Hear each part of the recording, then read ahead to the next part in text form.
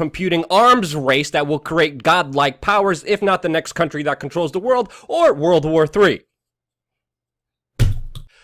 Okay, yeah, I know, that was a little bit of an over-sensationalized introduction, but I do believe there is some merit in being careful with AI, artificial intelligence, which we will get into in this video. Now, of course, right now the world's eyes are on North Korea, as we're all dealing with a very dangerous situation, which ultimately comes down to the struggle of US world hegemony and US petrodollar supremacy, which you're not hearing at all in the mainstream media, but you can in our previous video that we did yesterday. Now, the situation in North Korea is a very serious one, and shouldn't be underplayed, but there are very influential, important figures in this world that are warning us about a different danger. Now, of course, North Korea is answering back and threatening the United States. Russia is intervening and saying that we are at a risk of a global catastrophe that will amount to huge losses of human life, and at the same time is standing against the United States, rejecting more sanctions on North Korea. He's also verbally firing shots at the United States, saying that with this current US administration, that, quote, it's difficult to talk with people who confuse Austria and Australia. He also came out with a statement saying that Trump is not his wife, and he's mainly opposing what he calls military hysteria from the United States, which again, as we told you in yesterday's video, is not just a conflict between the United States and North Korea, but really the United States going against China and Russia. Now, all these statements are making global headlines all around the world, but there's one statement that's being undermined here, and I think is extremely significant when we talk about the greater potential conflicts and dangers facing the world, and that's Vladimir Putin coming out and saying that the nations that lead in artificial intelligence will be the rulers of this world. Now, of course, artificial intelligence is the advancement of computing to such a level where it will be at or even surpass human intelligence. That technological possibility is advancing at a very fast rate, and as Putin says and predicts, that whichever country leads the way in artificial intelligence research will come to dominate global affairs. He said, quote, artificial intelligence is the future, not only for Russia, but for all humankind. It comes with colossal opportunities, but also threats that are difficult to predict. Whoever becomes the leader in this sphere will become the ruler of the world. And from my understanding and research on the subject, I don't think Vladimir Putin is wrong. Already, we have seen major advancements in military weapons and drones that take human beings out of the actual reality of being able to kill and hurt someone. And artificial intelligence could be used to develop cyber weapons, control autonomous tools like drone swarms, fleets of low-cost quadrocopters with a shared brain that could be used for surveillance as well as attacking opponents. The entity that of course controls this kind of artificial intelligence that is smarter than human beings will of course dominate. And it's not just Vladimir Putin warning us about this, but also other tech innovators like Elon Musk, who came out recently and speculated that AI systems could even start to choose a war. That AI systems could choose to start a war if they decide that a preemptive strike is more probable path to victory. And Elon Musk, who himself worked with AI systems before, said that North Korea, quote, should be low on our list of concerns for civilizational existential risk. That, quote, competition for AI superiority at national level most likely cause of World War III, in my opinion. Now, those are very grand speculative comments that some people accuse Elon Musk of fear-mongering about, but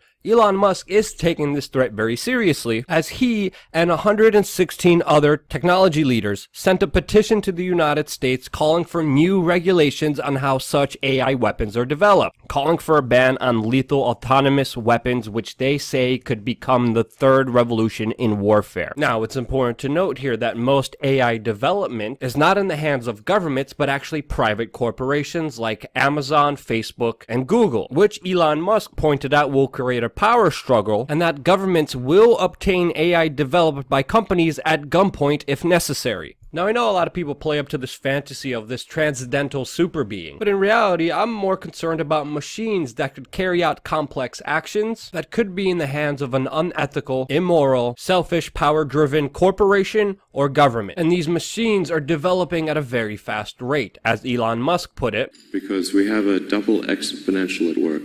We have an exponential increase in hardware capability, and we have an exponential increase in software talent that is going into AI. So whenever you have a double exponential, it's very difficult to predict. People's predictions are almost always going to be too conservative in terms of thinking it'll be further out than it is. People thought defeating Go was either never or 20 years away.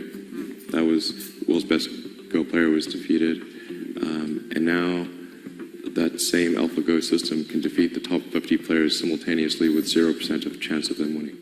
Now, personally, this is a little bit worrying to me. Understanding the basic laws of nature, you understand that you don't have as much muscle mass as tigers, or claws, or teeth as big as tigers. But the only thing allowing us to be able to subjugate and be more dominant than bigger species in our natural environment is the fact that we're more intelligent than they are. If there is an entity that is being created that will be more intelligent than us, who says that entity won't subjugate us? It's a speculative theory, but I think one worth considering, especially if you look at the past record of some of these corporations and governments who were building this kind of superintelligence. And I can understand why Elon Musk sees artificial intelligence as an existential risk, because there are no public safeguards, there are no regulations, there's no accountability or transparency with someone building godlike powers in a machine. Elon Musk has been very critical of other AI developers like Mark Zuckerberg of Facebook, and even came out and said that Zuckerberg's understanding of AI is limited, which sadly only made Mark Zuckerberg double down. And Mark Zuckerberg responded by saying about how you build it. You need to be careful about what you build and how it's going to be used. But people who are arguing for slowing down the process of building AI, I just find that really questionable, right? I have a hard time wrapping my head around that, because if you're arguing against AI, then you're arguing against, safer cars that aren't going to have accidents, and you're arguing against being able to better diagnose people when they're sick. And I just don't see how in good conscience of some people can do that. So I'm just much more optimistic on this in general than probably a lot of folks are. Yeah, trust us. You have nothing to worry about. Be optimistic, said the unethical, cutthroat billionaire businessman who literally ran psychological experiments to control the emotions of his users who unknowingly participated in his experiment, where unsuspected users of Facebook had a psychological experiment ran on them to control their emotions. Doing this all in secret, of course, seeing what would happen if they could make their users feel really sad or really happy. And as we know from the basic rules of marketing, if you could make someone feel insignificant, insecure, and sad, it's a lot easier for them to sell you useless crap that you don't need to fill that empty void that you have in yourself. And it's not just the bad practices of these major corporations that we have to worry about, but also clear connections to intelligence agencies that of course they cooperate, work with, and were funded by and started by. And sadly, no, Facebook has not backed down or become more careful, but has continued their AI progress and experiments to the point where Facebook's artificial intelligence robots had to be shut down after they started talking to each other in their own language. Now, of course, this is a multifaceted story that is a lot more complex than just that headline. And of course, Facebook came out and said, no, this wasn't a big deal at all. But yet again, how would we ever know, since there's no regulations or safeguards, and we have to trust a corporation whose interests are, of course, financial, and never have your interests at heart, but their financial needs. And if they did something that was very dangerous, they of course wouldn't take responsibility or let you know about it, since they have no accountability to even do that. And it's not just Fedbook that we have to worry about, but of course Google, that's building an artificial intelligence team in China right now. And mind you, this is the same CIA funded monopoly corporation whose sphere of influence is encroaching on our daily lives, that many experts claim by 2030 that we will be living in a world that's run by Google. Larry Page, one of the Google 2 co-founders, once said offhandedly that Google is not about building a search engine. As he said it, oh, we're really making an AI. Google right now is all about building the world brain that will take care of every person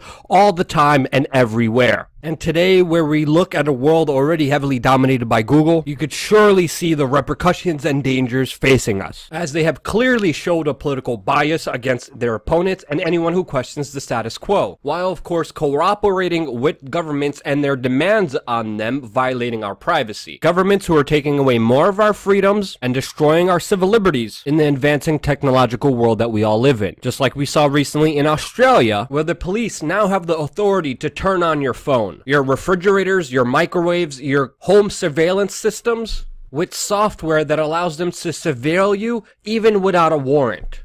So yeah, that's the world that we're living in. Crap, I really don't know what else to say. Yeah.